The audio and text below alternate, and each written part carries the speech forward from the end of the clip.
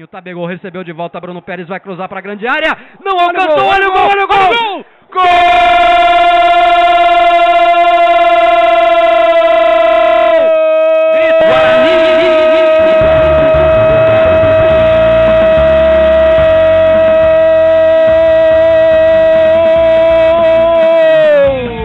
Anselmo, camisa número 7.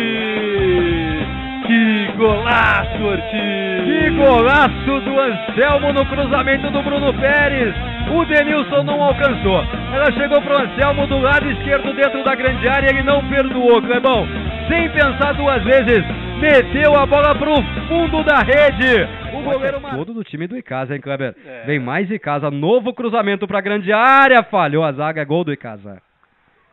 Que falha de marcação de novo, Kleber. Um cruzamento forte na marca do pênalti. O camisa 5 do Icasa ali, o Luiz Henrique, fuzilou, bateu de primeira. Pegou bem na bola, antecipou a marcação, pegou bem na bola, sem chance pro Emerson, né, Kleber? Sem chance, o Icasa consegue o empate na bola cruzada. Nossa senhora, o Luiz Henrique pegou uma bola de primeira ali. Vamos rever? Mas pegou bem na bola, viu, Ortiz? Pegou bem na bola. Nossa, e foi corajoso, porque ele chutou as travas da chuteira do Gabriel. Olha lá.